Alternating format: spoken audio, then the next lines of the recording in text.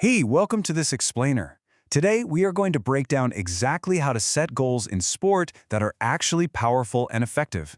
And if you're tackling your BTEC Component 3, you are in exactly the right place. All right, so let's get right into it. We all have those big dreams, those huge ambitions, don't we? But what really separates a dream from a plan that's actually going to get you there? Well, that's the very first thing we need to figure out. So, to actually build that solid plan, we've got to get our heads around two really important words that you'll see all over your course: aims and objectives. They are the absolute foundation. Let's make this super simple. Think of it like this.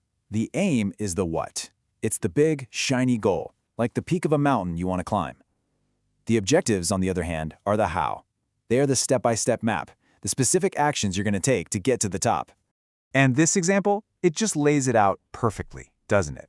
The aim is massive. It's a huge dream, qualify for the Olympics.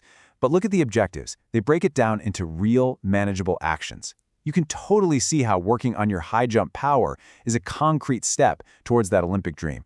Okay, so we've got our aims and objectives sorted. Now let's talk about the real game changer. This is the tool that takes all those good intentions and turns them into actual, tangible results. Which brings up a really good question, right? How do you make sure your goals aren't just wishful thinking? Well, elite coaches and top athletes, they don't leave it to chance. They use a very specific, proven framework to build goals that really work. And that tool, that framework, is called SMARTER. It's a method that's been tested time and time again, and it sets you up for success right from the very start. So why is this blueprint so important? Well, because SMARTER goals give you a clear direction, they sharpen your focus like a laser, and honestly, they're the backbone of any training program that's actually going to succeed. To really get a grip on its power, and to really nail this for your BTEC assignments, we need to pull the SMA RTE acronym apart, letter by letter. Each one is like a critical checkpoint for your goal. And here they are. Think of this as your personal checklist for any goal you set. Before you lock anything in, you can run it through these 7 filters to see if it's really built to last. So first up, S for specific. You can't just say, I want to get better at sprinting. That's way too vague. It has to be laser-focused, like improve explosive power. Now that's something you can actually work on.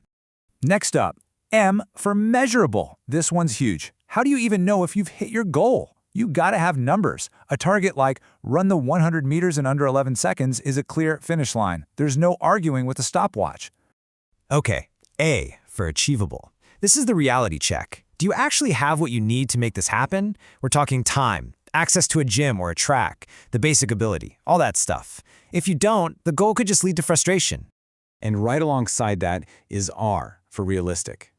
You know, a goal has to stretch you, for sure, but it can't be some impossible fantasy. Is it realistic for you, right now, to achieve this in the time you've set? That's a crucial question. Then we've got T for time-related. This is non-negotiable. A goal without a deadline is just a dream, right? Putting a date on it, whether it's 6 weeks or 6 months, creates a sense of urgency and gives you a clear point to check in on your progress. Now this next one, E for exciting, this might be my favorite. You have to actually care about the goal. If it doesn't light a fire in you, what's going to keep you going when the training gets really, really tough? And last but not least, the second R stands for recorded. Seriously, write it down, put it in a journal, an app, somewhere you can see it. It keeps you accountable, but even better, it lets you look back and see how far you've come. That's a massive motivator. All right, enough with the theory. Let's see this thing in action.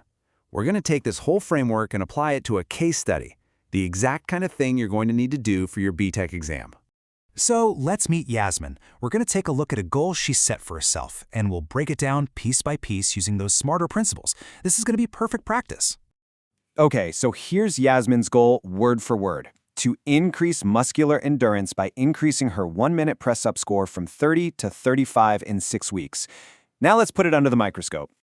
Okay, let's put this through the SMARTER filter, shall we? It's specific. She's targeting muscular endurance. It's totally measurable, going from 30 to 35 press-ups. Bumping it up by 5 reps seems pretty achievable, and given her starting point, it's also realistic. And it's absolutely time-bound. She gave herself 6 weeks.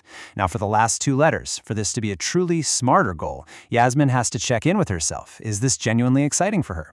And finally, she has to make sure she's recording it, logging that starting score and tracking your progress. That right there is a perfect analysis. So let's zoom out for a second. Why is this whole smarter thing such a big deal? Why does mastering this matter so much? Not just for your course, but for any athlete who wants to get better. Look, here's the bottom line. Using smarter goals completely changes the game. It stops you from just mindlessly going through the motions in the gym. It gives your training real direction, it makes you focus, it boosts your motivation, and it helps you keep that intensity you need to actually see results. So there you have it. The whole blueprint is right there for you, from aims and objectives all the way to a full-on smarter analysis. You have everything you need. So the only thing left to ask is, what's the first smarter goal you're going to set?